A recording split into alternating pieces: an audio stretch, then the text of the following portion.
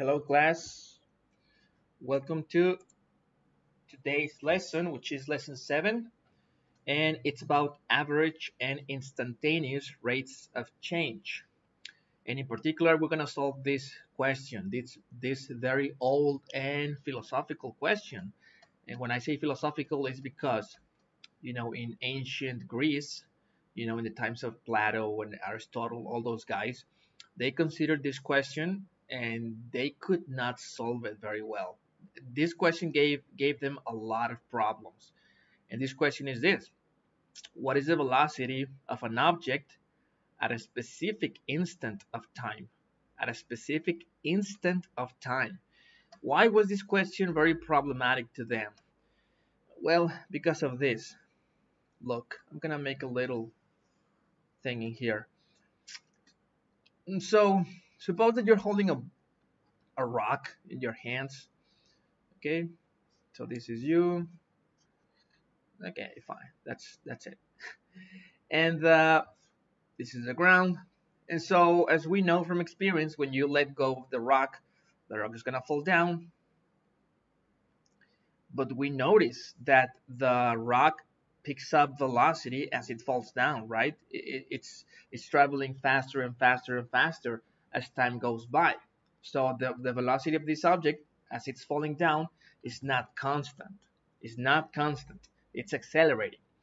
And these guys, like I told you, the ancient philosophers in Greece and in many other many other places of the planet, they raised this question. They said, at a specific point, let's say in this trajectory, let's say over here, at that point, what is the velocity of this object as it goes through that specific point? Right there at this instant of time, what is the velocity of this object? And that question gave them a lot of problems because it raised a lot of paradoxes. For example, one of those philosophers, reasoned in the following way. He said, if you want me to tell you the velocity of this object at this specific point in time, then I need to tell you that it's zero. That's the way he argued. He said that the velocity of this object at this point in time is zero. Why? Because by definition, an instant of time has no length, right? It has no magnitude. An instant is just like a very, it's not even very quick. It's like it doesn't, you cannot measure it. You cannot say that an instant of time is 0.1 seconds or 0.001 seconds or anything. You see what the problem was?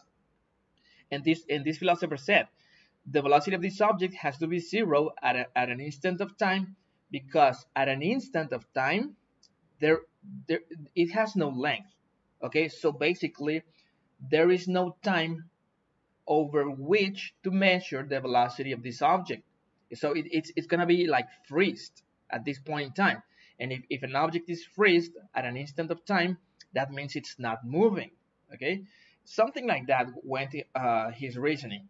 And you see, so it raised a lot of problems. This innocent question raised a lot of philosophical problems.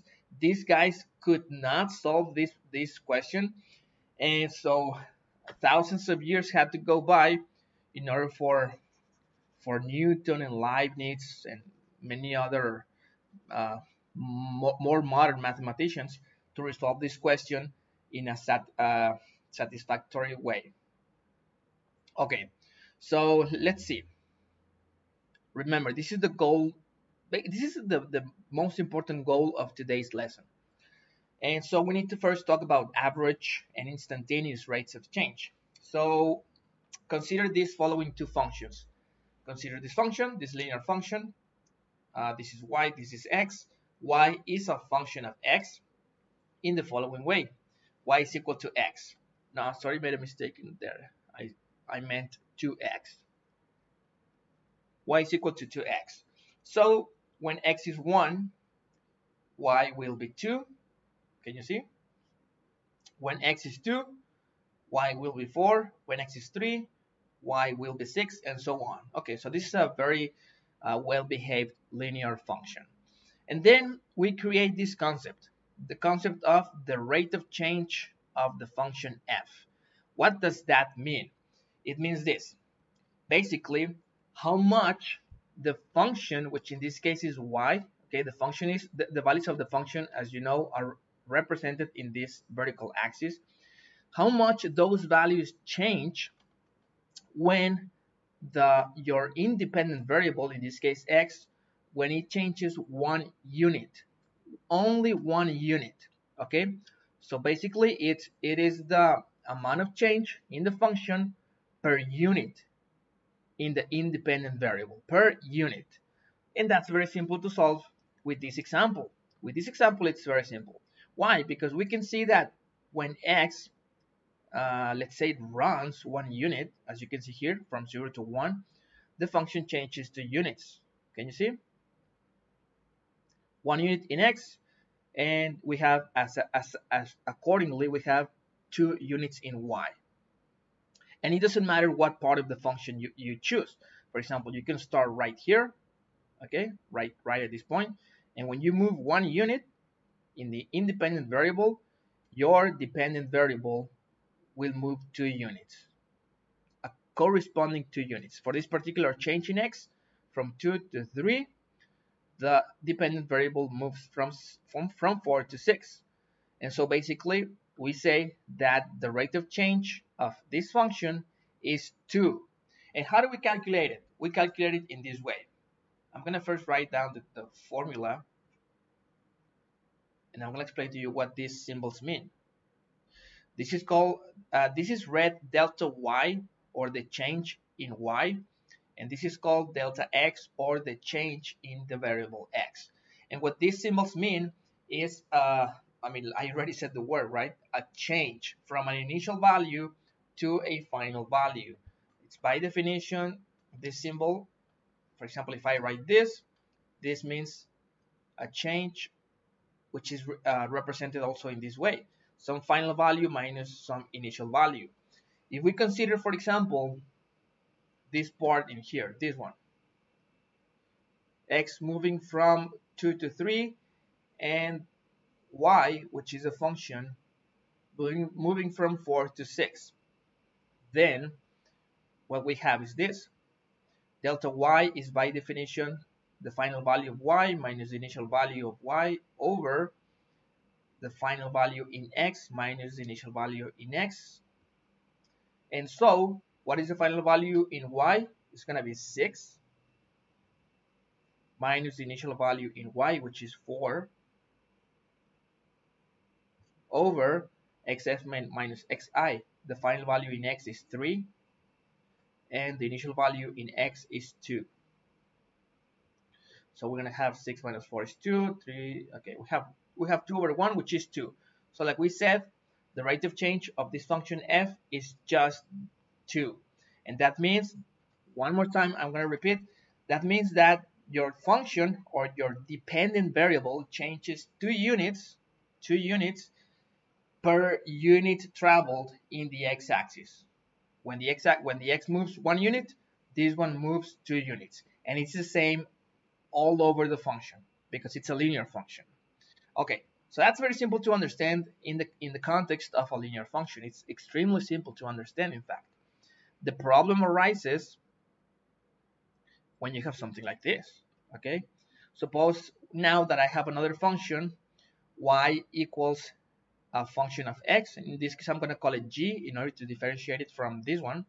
And this function is given by x squared. And so that's why I drew a half parabola. I don't care about the other side, only this side. So, as we know, for x equals 1, y is equal to 1. For x equals 2, y is equal to 4. For x equals 3, y equals 9, etc. Okay, so there you go.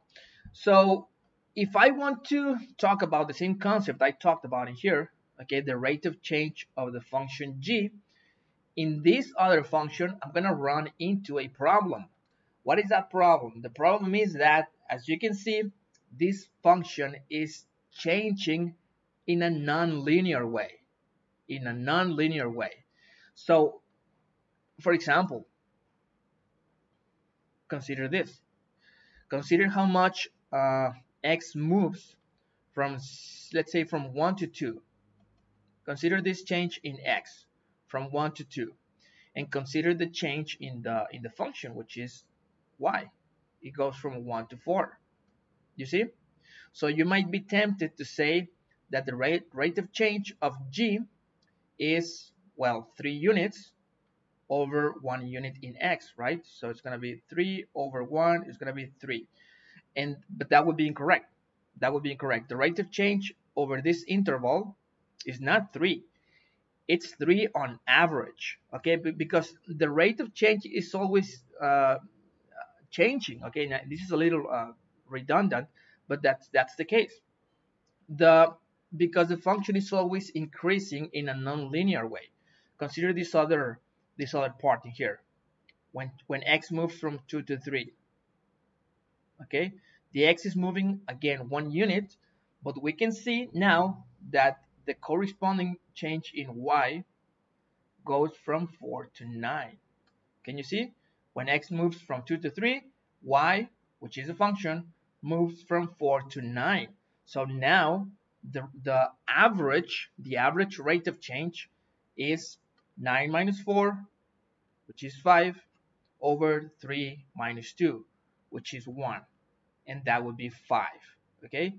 So basically, the average rate of change over this interval was 3. The average rate of change over this yellow interval, well, yellow in the arrows, is 5. Okay? And so on for the rest of the function. The rate of change for this particular function is always changing. And if you go further in the x-axis, the function will change, in fact, much faster as x moves just 1 unit. Can you see? So we cannot talk about just, if I want to talk about the rate of change of y in this function, I need to add another adjective. I need to add the average rate of change of g over a certain interval. Why average? Because it's always changing. It's not like in here. Okay, when x travels 1 unit, the y will always travel 2 units. It doesn't matter in what part of the function you are located. And in this case, it does matter. So we need to add this word. It's the average rate of change of this function. And so since most functions are not of this type, but of this type, this is a more general concept, the average rate of change of g. Okay, so that is the first thing. We need to understand the difference between, well, we need to understand the reason for talking about the average rate of change of a function. And like I said before, the definition, the formal definition is the following. The change in the function y over the change in the independent variable x. Okay, that is the average rate of change of g as x goes from some initial value to some final value. And this can change according to what values you're taking into account in the x-axis. It's not the same taking this ratio for this blue part, okay, for these 2 blue arrows, because we said that it's going to be 3. But if we do the same ratio, okay, delta y over delta x, let's suppose in this over this yellow region, it's gonna be greater. You see, so this depends on where you are located in the function and what points you go from the initial point to the final point. Okay, so that's the first part. I'm gonna stop it for a moment, and then I'm gonna come back. Okay, so like I was saying, the most important aim or goal for this lesson is answering this question. What is the velocity of an object at a specific point in time? And let's try to solve that question. First, let's consider the following. Consider that the position represented with the variable x now of an object is a function of time with the variable t. In other words, x is a function of time. And let's suppose that the graph of such function is drawn in this way. Okay, so this is my independent variable now. It's t. You know, it doesn't have to be x always. The names you give to variables is completely irrelevant. So in this case, my independent variable is t, and my dependent variable is x. We say that x, the position of the object, is a function of t, the time. And what does this mean? Well, it means kind of like the axis. Okay, I'm labeling the axis x, in which the object is gonna move. Okay, you can suppose that this is like a road, and you are on your car. Okay, right there at time 0, you are at the origin of this axis, and as time goes on, basically you're gonna step on the pedal, on the gas pedal, and you're gonna start moving, right? So you're gonna change the position as a function of time. In what way?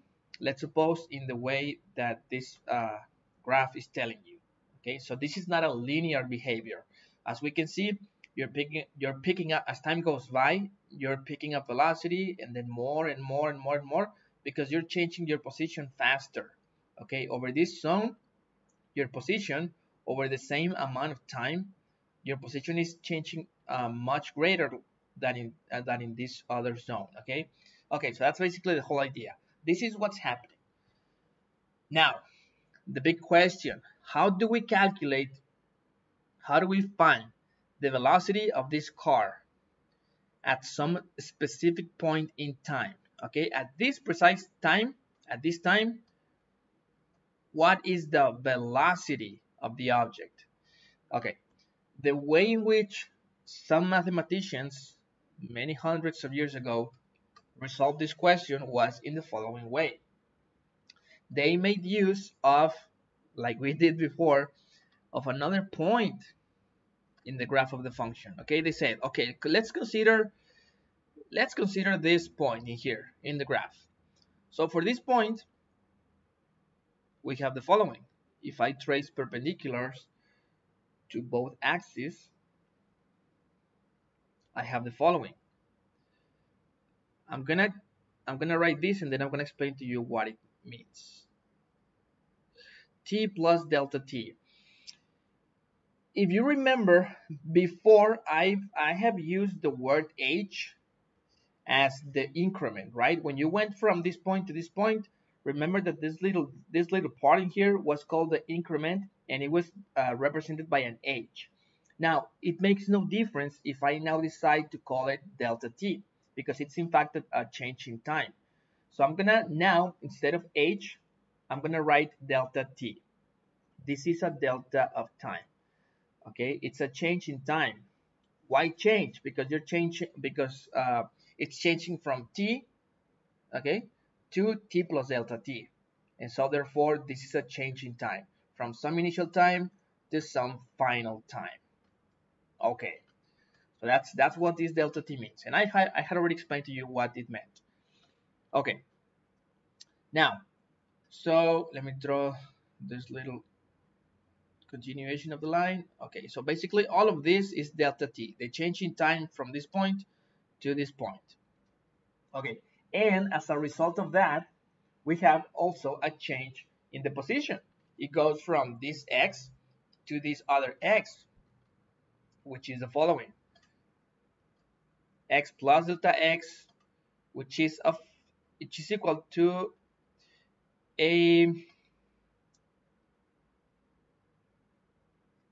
I want that to look very good. X plus delta x, which is equal to the function evaluated in t plus delta t. Okay, can you see? Because I'm evaluating the function now in this number, t plus delta t, and this is the result, x plus delta x, and this is the delta x. This is the delta x, the change in the position. Okay, which I can also draw in here. It's the same. Okay, so these mathematicians said the following. Okay, as time goes from this point to this other point, the position goes from this point to this other point. So as time has a change of delta t, the position changes delta x, and therefore, since velocity basically means a change in position over a change in time, we can define the following concept. The average velocity over this interval is equal to delta x over delta t. You see, it's a change in position over a change in time. That's what the average velocity is over this interval. But remember, that's not what we want to find. What we want to find is the velocity, the instantaneous velocity at this point. What we have found by defining this average velocity is over this period of time, the average velocity is this much. That's all it means. But I want the velocity at this precise point. So what can we do? What we can do is this. It's the same we did before. We're gonna approximate this point, and we're gonna slide it towards this other point. Can you remember that with the slope? It's the same idea, the exact same idea. Okay, for example, if I approximate it, I'm gonna draw it in blue. If I slide that point over, say, here, okay, then what I'm gonna have is this. This is t plus delta t, and then this is the change in position, x plus delta x. I'm gonna keep it like that. I'm not gonna write equals f of t plus delta t.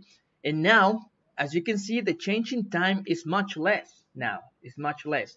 One more time, this is delta t, this is delta x. So this is the change in time, this is the change in position. And if I calculate that change in position over the change in time one more time, but now for this particular change in time, the average velocity that I'm going to be obtaining will be more close to what we mean as the instantaneous velocity in this particular point, because the change in time is not that much as in the first case. Can you observe what I'm doing? And then if we continue this process of limit, we're doing a limit, guys. We're approximating the point, and this is going to be its limit, this point. Let me do it one more time in yellow. Now let's suppose that we have approximated the point so much that it's almost there, okay, right there, okay, it's almost at time t. Then I do exactly the same thing. I go, well, one more time. At this point, we have that particular time is t plus delta t, and then I'm going to exaggerate. This is x plus delta x. So the triangle that is going to be formed, which I'm going to try to draw in here, there you go, more or less. And I'm going to try to zoom in here, right there. Okay, so this point, we have this point, and this point. And therefore, this is going to be t, this is going to be t plus delta t, and this is going to be, well, this is going to be delta x as before, and this is going to be delta t, the change in time, and this is the change in position. But this is now a very tiny triangle, okay? So the change in time for this particular triangle is very small, it's extremely small, and so will be the change in position.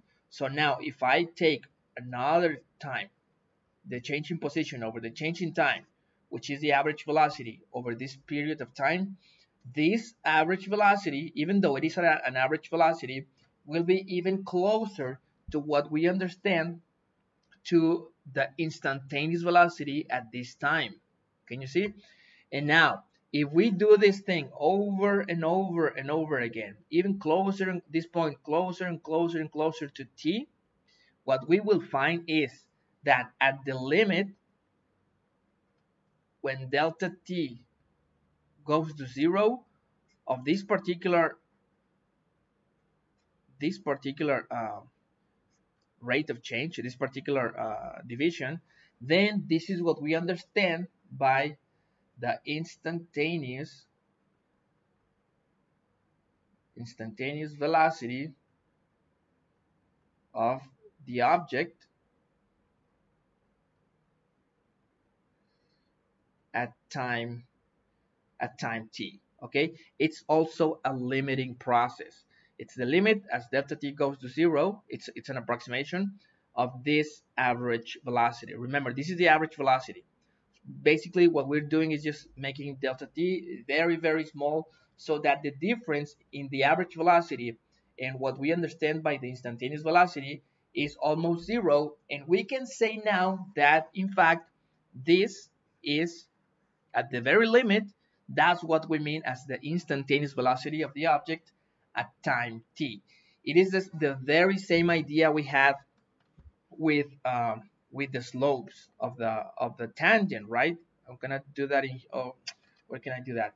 Well, let me do it in here. Remember that when we talked about a function, okay, and we wanted to calculate the slope of the tangent at this point,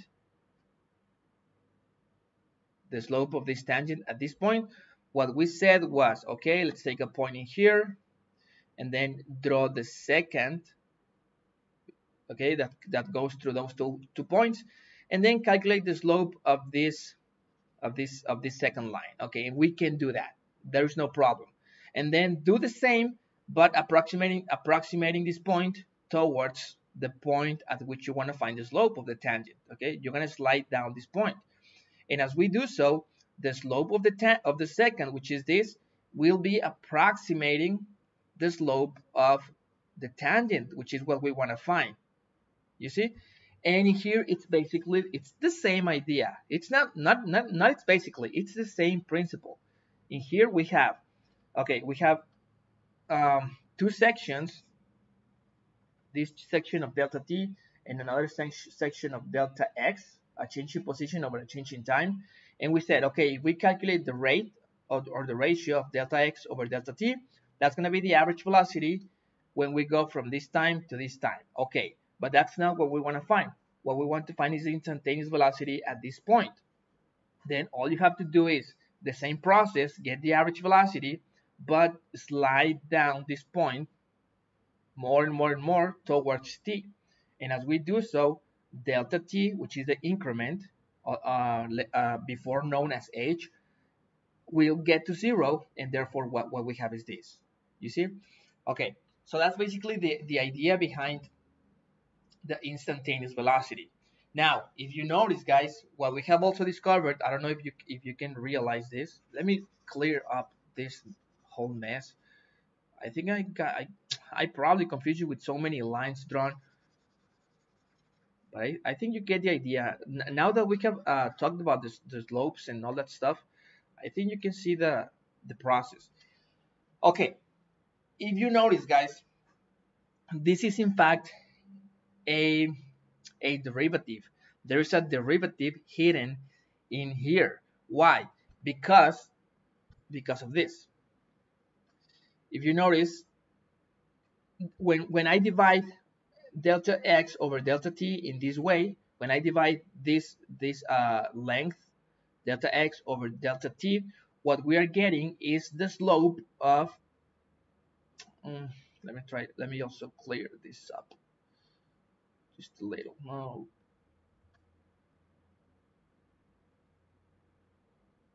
it doesn't give me any more.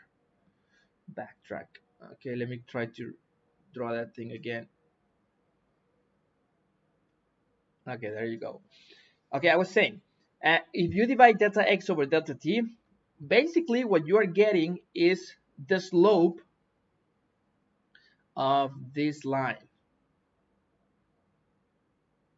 Can you see? This line, which is a secant that goes from the point t to this other point, this is a line, right? It's a secant. And then the slope of this secant is given by delta x over delta t.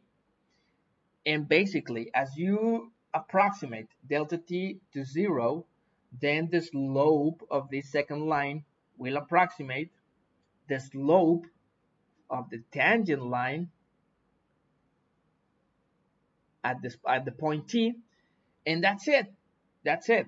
You see, basically the slope, listen very carefully, the slope of this tangent, the slope of this tangent to the graph of f at point T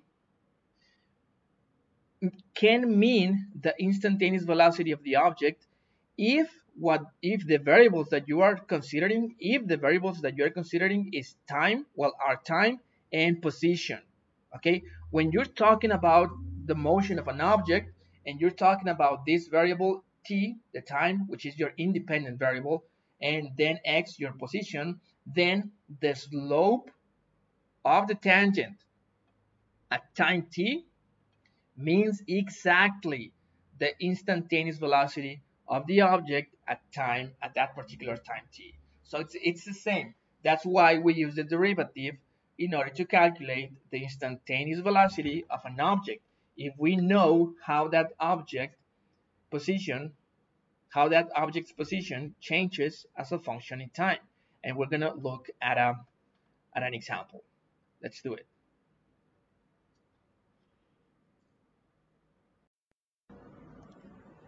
Okay, and as an example, let's solve this problem. It says the position x of an object is a function of time, represented by t in the following way. X is a function of time as t squared. Okay, so basically x equals t squared. X goes in the dependent variable and t goes in the independent variable. Okay, and we have 4 tasks. Task A, calculate the position of your object at time t equals 1. So what do? You basically evaluate the function in 1. F of 1 is equal to, I forgot it here, I meant 2t squared. So 2 times 1 to the square, which is 2.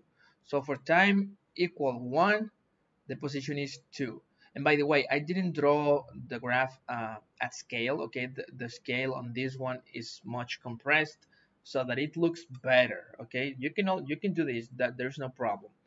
So for t1, x equals 2. There you go. That's the first task. This is 1, and the position is 2. Okay. Now, calculate the position of your object at time t equals 2. Well, that's the same, right? At time 2, which is this, basically I'm going to evaluate the function at this value. So f of 2 will be 2 times 2 to the square, and this is going to be 8. So 3, 4, 5, 6, 7, 8. There you go. It's this point for this particular value of 2. Okay, and at 0 is 0, etc. Okay, fine. So we have completed the 2 first tasks.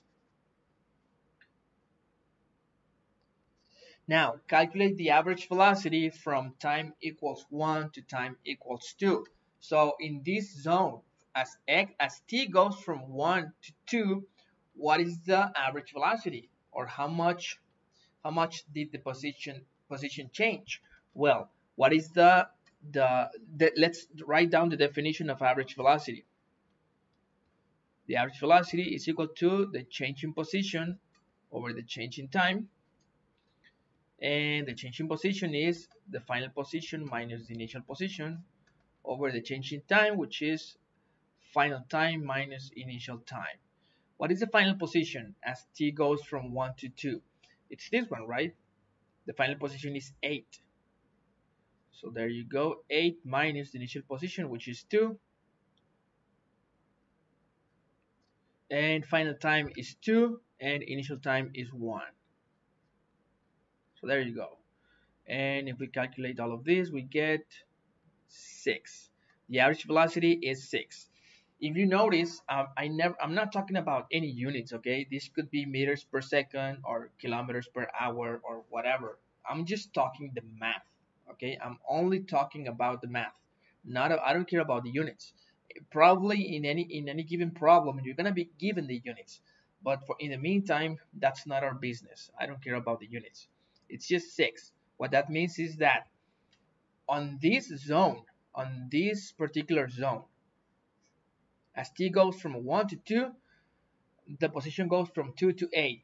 And therefore, how much was the change in position? 6 units. How much was the change in time? 1 unit. Therefore, the average velocity is 6 what? 6 units of position per unit of time. Okay, does that mean, listen to the question, does that mean that in all of this zone, like if I drew the graph of the function more or less, never hit it the first time, does that mean that over all of this zone, does that mean that your object will always move 6 units as t moves 1 unit? No, no, no, no, no. That's why it's called average. On average, that's the velocity in this period over this period of time. But it's not kept. This object is always accelerating. Always accelerating. It never, there is no moment of time, there is no length of time in which this object moves at a constant velocity. Never. It's always changing its velocity. Always. So it's very important. It's very important that you understand the meaning of this word and the reason for calling it average velocity.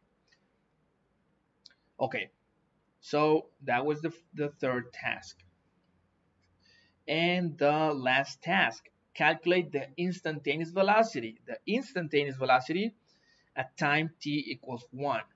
Okay, so what I do is this.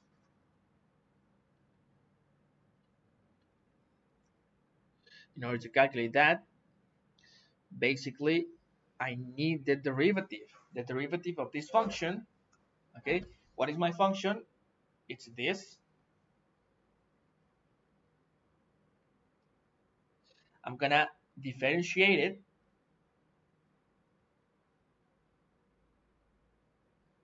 I also write it again.